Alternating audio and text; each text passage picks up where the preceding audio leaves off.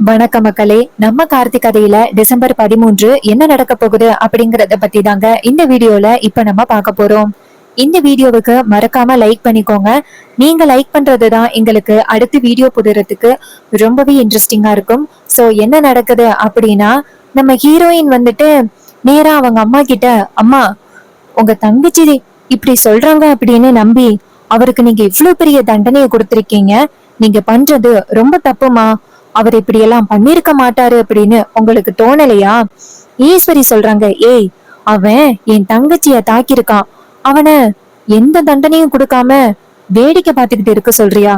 Heroine சொல்றாங்க, இங்க பாருங்கம்மா, நீங்க கண்ணால பாத்தீங்களா? உங்க தங்கச்சிய என் புருஷன் ஆயுதத்தால தாக்குறத உங்க கண்ணால பாத்தீங்களா? அப்படி நீங்க கண்ணால பார்த்தேன் அப்படின்னு சொன்னா நான் நம்புறேன். ஆனா உங்க தங்கச்சி சொன்னாங்க அப்படின்னு சொல்லி நீங்க சொல்றீங்க பாத்தீங்களா, அத கொஞ்சம் கூட என்னால ஏத்துக்க முடியாது. ஒருவேளை அவரு சித்திய தாக்கணும் அப்படின்னு நினைச்சிருந்தா இத்தனை நாளும் இந்த வீட்டுல தானே இருந்தாரு. அப்ப கூட சித்தி அவருக்கு எதிரா நிறைய வேலைகளை பண்ணிக்கிட்டு இருந்தாங்களே, அப்பவே அவரு சித்திய ஆயுதத்தால தாக்கிருக்கலாமே. எவ்வளவோ வாய்ப்புகள் வந்துச்சு. ஆனா இப்ப போய் தாக்குறாங்கன்னு சொல்றது கொஞ்சம் கூட நியாயமே இல்லம்மா. சித்தி பொய் சொல்றாங்க, அது தெரியாம நீங்க எப்படி பேசிக்கிட்டு இருக்கீங்க? அதுக்கு ஈஸ்வரி சொல்றாங்க, ஏய் என்னடி வீட்டுல உள்ளவங்களுக்கு சப்போர்ட் பண்ணாம தேவையில்லாமவனுக்கெல்லாம் சப்போர்ட் பண்ணிக்கிட்டு இருக்க? இங்க பாரு, அவன் தான் என் தங்கச்சிய ஆயுதத்தால தாக்கியிருக்கான். ஏன் தங்கச்சி என்கிட்ட பொய் சொல்ல மாட்டா. அப்ப ஹீரோயின் சொல்றாங்க, இங்க பாருமா, உங்க தங்கச்சி உங்களை துரோகம் பண்ண மாட்டாங்கன்னு நீங்க நம்புறீங்கல்ல, அதே மாதிரி ஏன் புருஷன் அந்த மாதிரி பண்ணிருக்க மாட்டாரு அப்படின்னு எனக்கு தெரியும். நான் அவரை பார்க்க போறேன். ஈஸ்வரி டக்குன்னு ஹீரோயினோட கைய பிடிச்சு, ஏய் எங்கடி போற, நில்லுடி, அவனை நீ பார்க்க போக கூடாதுடி. ஹீரோயின் சொல்றாங்க, அம்மா அவரு சொன்ன ஒரே ஒரு காரணத்துக்காக மட்டும்தான் நான் இந்த வீட்டுல இருக்கேன். அதை விட்டுட்டு நீங்க சொல்றதுக்காக ஒண்ணும் நான் இங்க வரல. நான் போய் அவரை பார்ப்பேன். அவர் எவ்வளவு பெரிய பிரச்சனையில இருக்காரு, அவரை போய் நான் பார்க்காம இருக்க முடியுமா? நான் போறேன், என் கைய விடுங்க அப்படின்னு சொன்னதும் ஈஸ்வரி ரொம்பவே ஷாக் ஆகுறாங்க. அப்ப ஹீரோயின் அந்த இடத்துல இருந்து போனதோட ஈஸ்வரிக்கு ரொம்பவே ஷாக்கிங்கா இருக்கு. என்னடா இது, இவன் நம்மள மீறி போறாளே அப்படின்னு. அப்பதான் நம்ம ராஜா சொல்றாரு, பாத்தியா உன் பொண்ணு உன்ன கூட மதிக்க மாட்டேங்கிறா. ஏன்னா நீ பண்றது எல்லாமே தப்பு ஈஸ்வரி. மாப்பிள்ள இந்த வீட்டுக்கு எவ்வளவு நல்லது பண்ணிருக்காரு, அது எல்லாம் ஒரு செகண்ட் நீ யோசிச்சு பாத்தியா? அப்படி நீ யோசிச்சு பாத்திருந்தியன்னா மாப்பிள்ள மேல நீ இவ்வளவு பெரிய பழிய போட்டிருக்கவே மாட்ட. இங்க பாரு, நீ போயிட்டு கையோட மாப்பிள்ளைய வெளியில கூட்டிட்டு வா. ஈஸ்வரி சொல்றாங்க, இங்க பாருங்க, என்ன இந்த வீட்டுல எல்லாரும் சேர்ந்து எனக்கு உபதேசம் பண்ண ஆரம்பிச்சிட்டீங்களா?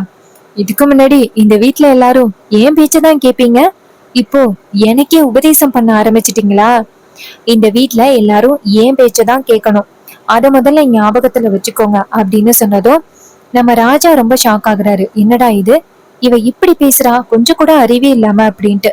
அப்பதான் அந்த இடத்துக்கு நம்ம வில்லி வராங்க. ராஜா நேரா வில்லிய பார்த்து, ஏய் சந்திரா, ஒரு நிமிஷம் நெல்லு, உன்னைய மாப்பிள்ள ஆயுதத்தால தாக்குனாரா? இப்ப எதுக்கு நீ பொய் சொல்ற அப்படின்னு சொல்ல வில்லி சொல்றாங்க, பாத்தியாக்கா, நான் உன்கிட்ட அப்பவே சொன்னேன், இந்த வீட்டுல யாருமே என்ன நம்ப மாட்டாங்க அப்படின்னு சொன்னேன். அந்த டிரைவர் மேல எல்லாருமே அவ்வளவு பாசமா இருக்காங்க. சோ கண்டிப்பா யாருமே என்ன நம்ப மாட்டாங்க, என்னதான் பேசுவாங்க அப்படின்னு நான் உன்கிட்ட சொன்னேன். பாத்தியா அந்தத்தோட மாமா எப்படி என்ன பேசுறத. அதுக்கு ஈஸ்வரி சொல்றாங்க, இங்க பாருங்க, இப்ப எதுக்கு நீங்க அவளை பேசுறீங்க? அவளே பாவம் காயம்பட்டு வீட்டுக்கு வந்திருக்கா, அவளை போய் பேசுறீங்க? இங்க பாருங்க, உங்க மாப்பிள்ள தான் பண்ண வேலை. அவனை கண்டிப்பா நான் இனிமே சும்மா விட மாட்டேன்.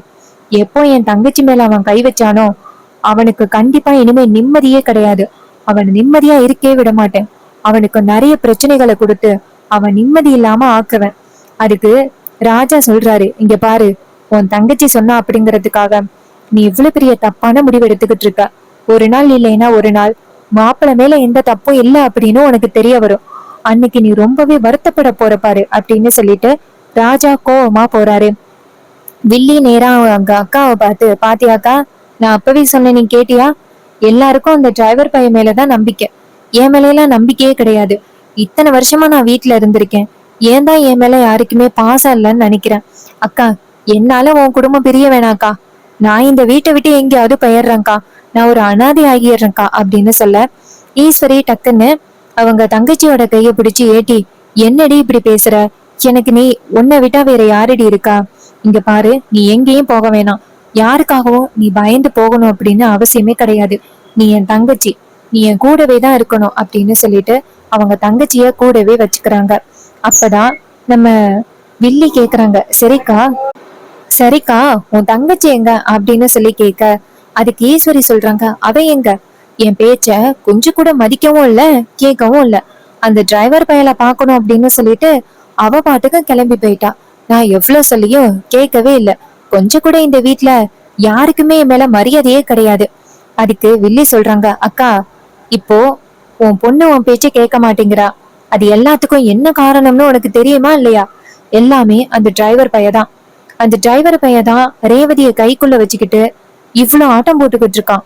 ரேவதிய வச்சு இந்த வீட்டுக்குள்ள மறுபடியும் வரணும் அப்படின்னு திட்டம் போட்டுதான் உனக்கு தெரியாம ரேவதிய கல்யாணம் பண்ணது, பிளான் பண்ணி. அது உனக்கு தெரியல. இங்க பாரு, அவன் இந்த ரேவதிய வச்சுதான் வீட்டுக்குள்ள வரத்துக்கு ட்ரை பண்ணுவான். எதை வச்சு அவன் இந்த வீட்டுக்குள்ள வர ட்ரை பண்ணானோ அந்த உறவை நம்ம துண்டிக்கணும்.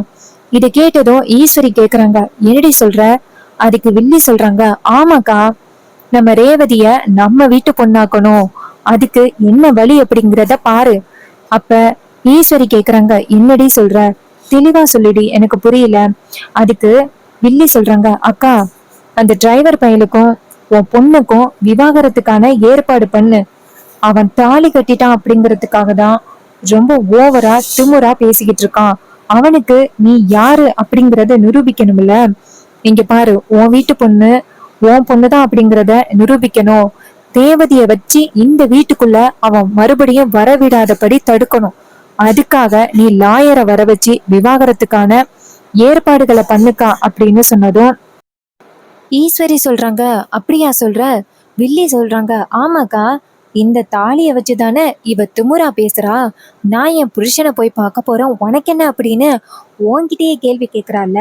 அவளுக்கு நீ யாரு அப்படிங்கிறத காமிக்கணும். இந்த வீட்ல ஈஸ்வரி முன்னாடி எப்படி இருந்தா அப்படிங்கிறத நீ காமிக்கணும். அதுக்கு நீ இந்த வீட்டை மறுபடியும் உன் கண்ட்ரோலுக்கு கொண்டுட்டு வரணும். அப்போ இந்த விவாகரத்து ஏற்பாடு பண்றதுதான் சரி. அந்த டிரைவர் பையன் எப்படியும் இந்த வீட்டுக்கு மருமகனா வரவே கூடாது. நீ என்ன சொன்ன? பரமேஸ்வரியோட பேரை இந்த வீட்டு மருமகன் ஆகிறதுக்கு வாய்ப்பே கிடையாது அப்படின்னு சொன்னியல்ல, அத உண்மையாக்கு. அந்த டிரைவர் பையன் இந்த வீட்டுக்கு மருமகன் இல்ல அப்படிங்கிறத உண்மையாக்கு. இதை கேட்டதும் ஈஸ்வரி சொல்றாங்க, சூப்பர்டி, நீ சொல்றது சரிதான். நான் விவாகரத்துக்கான ஏற்பாடுகளை நான் இப்பவே ரெடி பண்றேன். நேரா நான் வக்கீல்கிட்ட ஃபோன் பண்ணி விஷயத்த சொல்றேன். வில்லி சொல்றாங்க, அக்கா அதெல்லாம் நீ ஏன் பார்க்கணும், நான் பாத்துக்கிறேன். ஈஸ்வரி சொல்றாங்க, ஏண்டி உனக்கு ஏற்கனவே உடம்பு சரியில்லை. அதுக்கு வில்லி சொல்றாங்க, அக்கா அதெல்லாம் நான் பாத்துக்கிறேன். நான் இப்பவே அதிகாரிங்க கிட்ட ஃபோன் பண்ணி இந்த விஷயத்த சொல்லி வக்கீல வர வச்சு விவாகரத்துக்கான ஏற்பாடுகளை பண்றேன். ஆனா ஒரு விஷயம், எப்படியும் உன் பொண்ணு கையெழுத்து போடுறதுக்கு ரொம்ப வீம்பு பண்ணுவா. நீ தான் எப்படியாவது அவகிட்ட இருந்து கையெழுத்த வாங்கணும். அதுக்கு ஈஸ்வரி சொல்றாங்க, ஏய் அவகிட்ட கையெழுத்து வாங்குறது தானே, அதெல்லாம் பெரிய விஷயம் இல்ல. நான் அவகிட்டேருந்து எப்படியாவது கையெழுத்து வாங்கிடுவேன். நீ கவலைப்படாத. என் பொண்ணுகிட்டேருந்து எப்படி நான் மிரட்டி கையெழுத்து வாங்குறது அப்படின்னு எனக்கு தெரியும். நீ வக்கீல மட்டும் வர சொல்லு, மற்ற விஷயங்களை நான் பாத்துக்கிறேன். வில்லிய சொல்றாங்க, அக்கா இவ கையெழுத்து போட்டது மட்டும் இல்ல, அந்த டிரைவர் பையலும் கையெழுத்து போடணும். அப்பதான் நமக்கு அஃபீஷியலா அது கிடைக்கும். இது கேட்டதும் ஈஸ்வரி சொல்றாங்க, இங்க பாரு, அதெல்லாம் கண்டிப்பா அவன் கையெழுத்து போடுவான். கையெழுத்து போட்டுதான் ஆகணும். நான் பாத்துக்கிறேன் அப்படின்னு சொன்னதும் வில்லியும் சரிக்கா அப்படின்னு சொல்லிட்டு மனசுக்குள்ள யோசிக்கிறாங்க, அடியே உன் பொண்ண, உன் பெத்த பொண்ண நீயே வாழ வெட்டி ஆக்குறதுக்கான பிளான் பண்ற. சூப்பரு. அக்கா கறிக்கிட்டேந்து செங்கல் சூளையே பிடுங்கியாச்சு. அவ பெத்த பொண்ண வாழ வெட்டி ஆக்கியாச்சு. ஒரு பொண்ணு வீட்டை விட்டு போயிட்டான். இதுக்கு அடுத்தடுத்து நம்ம பண்ற மாஸ்டர் பிளான்ல இவ வசமா சிக்கிக்க போறா அப்படின்ட்டு வில்லி ரொம்ப சந்தோஷப்படுறாங்க. இனிமே அந்த டிரைவர் பையன் என்ன நினைச்சாலும் சரி, இந்த வீட்டுக்குள்ள காலடி எடுத்து வைக்கிறதுக்கு வாய்ப்பே இல்லை அப்படின்னு வில்லி ரொம்பவே சந்தோஷப்படுறாங்க. சோ இத நம்ம வில்லி சந்தோஷப்பட்ட பிறகு நம்ம வில்லி நம்ம ஈஸ்வரி இருக்காங்கல்ல, அவங்க வந்துட்டு நேரா அவங்க ரூமுக்கு போயிட்டு அவங்க அம்மாவோட போட்டோவை பார்த்து, பாத்தியாமா அந்த வீட்டோட பேரனை இந்த வீட்டுக்கு மருமகனா வரவே கூடாது அப்படின்னு நான் நினைச்சுக்கிட்டு இருந்தேன். ஆனா என்னையவே ஏமாத்தி இப்படி ஒரு திட்டத்தை அவங்க பண்ணிருக்காங்க. ஆனா எதுவுமே தெரியாம நான் இருந்திருக்கிறேன். இத்தனை நாளும் என்னை வந்து அவ்வளவு பெரிய முட்டாள் ஆக்கியிருக்காங்க. என் தங்கச்சி பல முறை இது எல்லாத்தையுமே என்கிட்ட சொல்லி புரிய வைக்கிறதுக்கு ட்ரை பண்ணா. ஆனா நான் தான் என் தங்கச்சிய கொஞ்சம் கூட நம்பாம அந்த டிரைவர் பையன் சொல்றது எல்லாமே உண்மை அப்படின்னு நினைச்சு நான் அப்படி நினைச்சுக்கிட்டேன். எனக்கு என்ன நினைச்சு பார்த்தாலே எனக்கு ரொம்பவே கோவமா இருக்கு அப்படின்னு சொல்லிட்டு வில்லி ரொம்பவே ஈஸ்வரி ரொம்பவே கவலையோட அவங்க அம்மாவோட போட்டோவை பார்த்து பேசிக்கிட்டு இருக்காங்க. அப்புறமா அந்த வில்லி நேரா வக்கீலுக்கு போன் பண்ணி, இங்க பாருங்க, நான் 2 பேரு சொல்றேன், அந்த பேருக்கு விவாகரத்து ஏற்பாடு பண்ணணும். வக்கீல் சொல்றாரு, சரிங்கம்மா, பேர் என்ன அப்படின்னு சொல்ல வில்லி பேரு சொல்றாங்க. ஹீரோயினோட பேரை சொன்னதும் அவரும் சரிங்க மேடம், நாளைக்கு காலையில நான் எடுத்துட்டு வரேன் அப்படின்னு சொன்னதும் வில்லியும் சரி அப்படிங்கிறாங்க. அதுக்கப்புறம் பொழுது விடிஞ்சதோட நம்ம ஈஸ்வரி வீட்டுல உள்ள எல்லாரையும் கூப்பிடுறாங்க. எல்லாரும் வாங்க அப்படின்ட்டு எல்லாரும் வந்ததோட ஈஸ்வரி சொல்றாங்க, இங்க பாருங்க, இது மாதிரி ஒரு முக்கியமான ஒருத்தவங்க வரப்போறாங்க. ரேவதி எங்க இருக்க? ஹீரோயின் அவங்க அம்மா கிட்ட சொல்லுமா, என்ன வேணும் உங்களுக்கு? ஈஸ்வரி சொல்றாங்க, இங்க பாரு, உனக்காக தான் முக்கியமா அவங்கள வர சொல்லியிருக்கேன். உனக்கு அந்த டிரைவருக்கும் சேர்த்து விவாகரத்து ஏற்பாடு பண்ணியிருக்கேன். அவர் வந்ததும் நீ கையெழுத்து போட முடியாது அப்படின்னு சொல்லிட்டு ஏதாவது நீ பிரச்சனை பண்ணன்னு வச்சுக்கேன், கண்டிப்பா நான் என்னத்தானே தாக்கிப்பேன். இதை கேட்டதும் ஹீரோயின் சொல்றாங்க, இங்க பாருமா, நீ ரொம்ப ஓவரா பண்ற, இப்படி பண்றது எல்லாமே தப்புமா. ஈஸ்வரி சொல்றாங்க, இங்க பாருடி, நீ தேவையில்லாம என்கிட்ட வாக்குவாதம் பண்ணலாம் அப்படின்னு நினைக்காத. அவன் வேண்டாம் உனக்கு. அவன் குடும்பத்தினால என் அம்மாவை நான் இழந்திருக்கேன். அவன் வேண்டாண்டி, நீ கையெழுத்து போட்டுற அப்படின்னு ராஜா சொல்றாரு. இங்க பாருமா, நீ ரொம்ப அவசரப்பட்டு முடிவெடுக்கிற. நம்ம பொண்ணோட வாழ்க்கைய பத்தி கொஞ்சமாவது யோசிச்சு பாரு. நீ யோசிச்சு பாத்தியன்னா இப்படியெல்லாம் நீ நினைக்கவே மாட்ட. அதுக்கு ஈஸ்வரி சொல்றாங்க, இங்க பாருங்க, என் பொண்ணோட லைஃப் எப்படி இருக்கணும் அப்படின்னு நான் முடிவு பண்ணிக்கிறேன். நீங்க யாரும் எனக்கு அட்வைஸ் பண்ணணும் அப்படின்னு அவசியம் கிடையாது. யாரும் தேவையில்லாம எனக்கு அட்வைஸ் பண்ணணும் அப்படின்னு நினைக்காதீங்க. என் பொண்ணோட லைஃப் எப்படி இருக்கணும் அப்படிங்கிறத நான் முடிவு பண்ணிட்டேன். என் பொண்ணு கையெழுத்து போடுவா அப்படின்னு. அப்போ அந்த இடத்துக்கு வக்கீல் வராரு. வக்கீல் வந்துட்டு, மேடம் வணக்கம் மேடம், விவாகரத்து சம்பந்தமா பேச வர சொல்லியிருந்தீங்கல்ல, பேப்பர்ஸ் எல்லாத்தையுமே கொண்டுட்டு வந்துட்டேன் மேடம். கையெழுத்து போட்டுட்டாங்க அப்படின்னா இது ஃபைனல் ஆகிரும். அப்புறம் அவங்களும் கையெழுத்து போட்டுட்டாங்க அப்படின்னா 2 பேருக்கும் விவாகரத்து ஃபைனல் ஆகிரும். இது கேட்டதும் வில்லி சொல்றாங்க, அக்கா இவர் வந்துட்டாரு, உன் பொண்ண கையெழுத்து போட சொல்லு அப்படின்னு. அப்போ அந்த இடத்துக்கு ஹீரோயின் வந்துட்டு, இங்க பாருங்க சார், இந்த விவாகரத்து எனக்கு சம்மந்தம் இல்லாம தான் நடந்துகிட்டு இருக்கு. நான் சம்மதம் தெரிவிச்சாதானே விவாகரத்து அப்ரூவ் ஆகும். நான் கையெழுத்து போட மாட்டேன் அப்படின்னு. வக்கீல் ஈஸ்வரிய பார்த்து, என்ன மேடம் இது, உங்க பொண்ணு கிட்ட விஷயத்த சொல்லலையா? ஈஸ்வரி சொல்றாங்க, சார் அவ எதுவும் தெரியாம பேசிக்கிட்டு இருக்கா, அவளுக்கு அதிகமா இந்த விஷயம்லாம் தெரியாது. இங்க பாரு, கையெழுத்து போடு அப்படின்னு சொல்ல ஹீரோயின் சொல்றாங்க, இல்லம்மா, என்னால கையெழுத்து போட முடியாது. நீங்க சொல்ற வேலைக்கெல்லாம் நான் தலையசைக்க முடியாது. உடனே ஈஸ்வரி நேரா அவங்க ரூமுக்கு போயிட்டு அவங்க ஆயுதத்தை எடுத்துட்டு வந்து அவங்க தலைக்கு நேரா வச்சுக்கிட்டு, இப்ப நீ இதுல கையெழுத்து போடுறியா இல்லையா? இல்லைன்னா உங்க அம்மாவை உன்னால பார்க்க முடியாது. இது கேட்டதும் நம்ம ஹீரோயினுக்கு ரொம்பவே அதிர்ச்சியா இருக்கு. அம்மா, நீங்க ஆவுன்னா இந்த மாதிரி வந்துட்டு ஆயுதத்தை காமிச்சு மிரட்டுறது கொஞ்சம் கூட சரியே இல்லம்மா. கொஞ்சமாவது என்னோட ஃபீலிங்ஸ் பத்தி யோசனை பண்ணி பாத்தீங்களா? நான் அவர் கூட அப்பவே எனக்கு கல்யாணம் வேணான்னு சொன்னேன். ஆனா நீங்க தான் பிடிவாதம் பண்ணி அவருக்கும் எனக்கும் கல்யாணம் பண்ணி வச்சீங்க. இப்போ அவர்கிட்ட இருந்து என்ன பிரிய சொல்றீங்க. ஆனா என்னால கண்டிப்பா முடியாதுமா. அவரை எனக்கு ரொம்ப பிடிச்சிருக்கு. அவர் இல்லாம கண்டிப்பா என்னால வாழவே முடியாது. நீங்க பண்றது ரொம்ப பெரிய தப்புமா. நீங்க சொல்றத நான் கேட்க மாட்டேன் அப்படின்னு. அதுக்கு வில்லி சொல்றாங்க, இங்க பாரு, உனக்கு உங்க அம்மாவை பத்தி கவலையே இல்லையா? நீ பாட்டுக்கும் இஷ்டத்துக்கு முடிவு பண்ணிக்கிட்டு பேசுற. இங்க பாரு, அக்காக்காரி உயிரோட இருக்கணும் அப்படின்னு நினைச்சியன்னா இதுல கையெழுத்து போடு அப்படின்னு. இதை கேட்டதும் நம்ம ஹீரோயினுக்கு ரொம்பவே கவலையா இருக்கு. சோ இந்த கதை உங்களுக்கு பிடிச்சிருந்துச்சுன்னா இந்த வீடியோவுக்கு மறக்காம லைக் பண்ணிக்கோங்க.